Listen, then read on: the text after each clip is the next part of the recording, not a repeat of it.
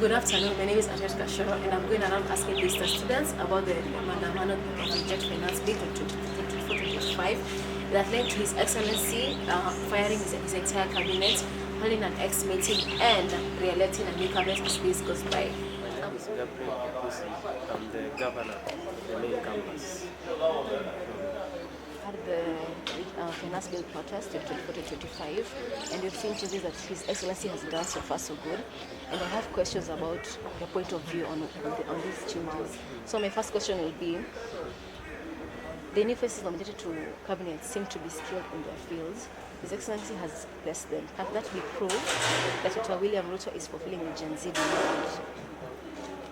To some extent, His Excellency Dr. William Ruto is fulfilling the Gen Z's demands in the sense that he did throw away the finance bill in the first place, and then he did dissolve his cabinet. But then where he flopped is the fact that he brought back some of the cabinet secretaries who were in the previous cabinet secretary in his previous cabinet. So that alone shows that to some extent he doesn't really comply to what the Gen Zs were demanding, because the Gen Zs wanted him to begin on a clean slate and get new people, new technocrats who are going to run this country for the next remaining years to 2027. Okay. How do you feel about the Gen Z protest? Was it worth it or not? The Gen Z protest was very, very worthy because it did bring some changes. For example, the finance bill that was coming to impose very exorbitant taxes on Kenyans was thrown away, and for that reason, it did lessen the burden that the president was going to add on Kenyans. And additionally, also, we have seen some new cabinet secretary. For example, we have a new representative who is a Gen Z in the cabinet. So that is something that we can be glad as Gen Zs, that the president, to some extent, considered our views. Thank you so much, Gabriel. My name is Daniel Kira, a nursing student, currently third year. We've recently had the Mandamano and Reject Finance Bill protests in CBD and everywhere along this. Do you think His Excellency is heeding to our demands as a Generation Z? If yes, why? My honest opinion, according to whatever is taking place currently, as for me, I think the president is trying his best as the president, and whatever he has done, I think he has tried. He has tried reshuffling the cabinet, bringing forward the Gen Zs, for them to come on the desk and for them to table whatever they have. So my honest opinion is trying his best to do whatever he can. His Excellency renominated these former cabinet secretaries, Eden Duale, Professor Kidure Kindiki, Mrs. Alice Wahome, Mr. Ipan Tuia, and Mr. Davis Chilchir. What is your opinion on this? My honest opinion regarding those who are reinstated, I think it's based on loyalty. If you see those who are reinstated, they were true loyal supporters to the president, and loyalty pays. If I'm loyal to you, why will you backfire against me? So even if they're doing nothing or they're doing something, they'll just have to be rewarded. And as for me, if I was working on the basis of loyalty, I'd still reinstate them. Yeah. His Excellency backfire against me. So even if they're doing nothing or they're doing something, they'll just have to be rewarded. And as for me, if I was working on the basis of loyalty, I'd still reinstate them. Yeah. He's also renominated new faces in the cabinet. Dr. William Ruto is fulfilling the Gen Z demands. On the contrary, whatever the president is doing is just actually trying to manipulate the Kenyans. If you see those who have been reinstated or those who have been brought to the table, it's based on the current association with the opposition leader, Raila Amolo Odinga. So if you see whatever is happening, it's a total mediocrity. It's a total copy. So for me, I don't see anything which has been done. If it could have been better off if we could have had a name which has never been had in the cabinet, there are so many prominent leaders, the likes of Osano, the former KU president. Those could have been brought forward, they could have assisted, and we could have seen some changes. We could have felt better. One of the agencies has been brought forward.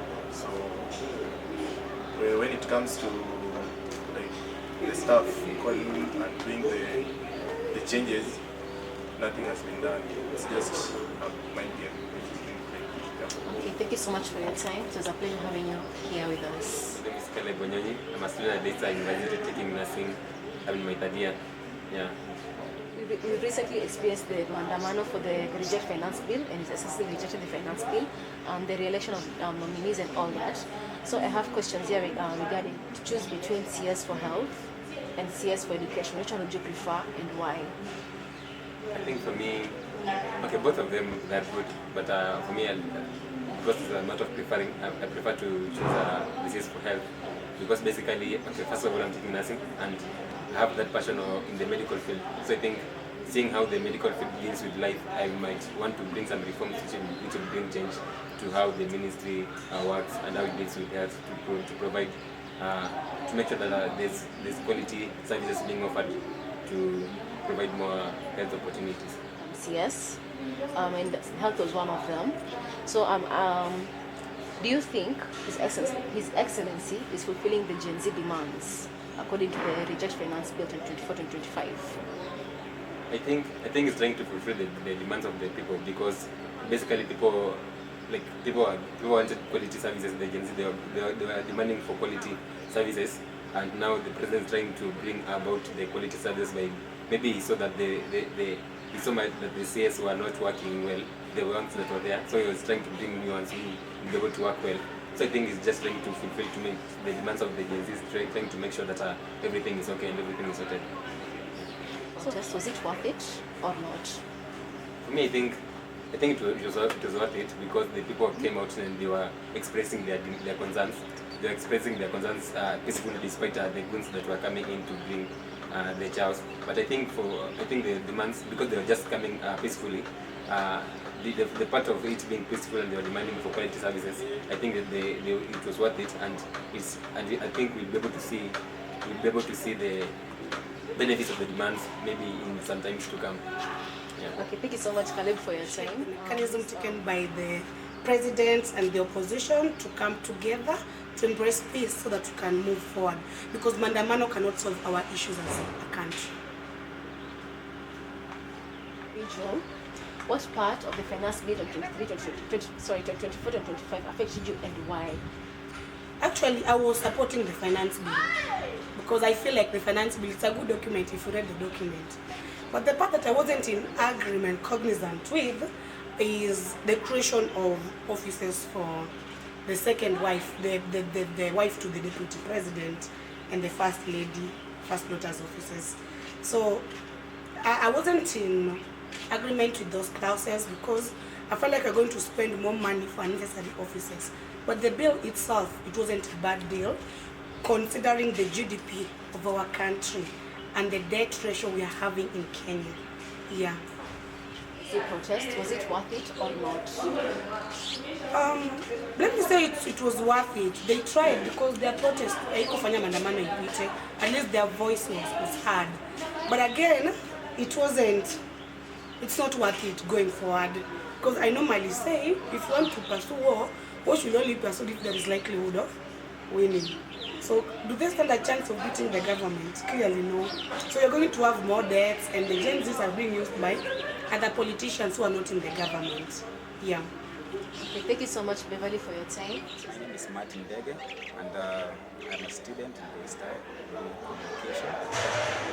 I am entering my third year, and is heeding to our demands as Generation Z? If yes, why?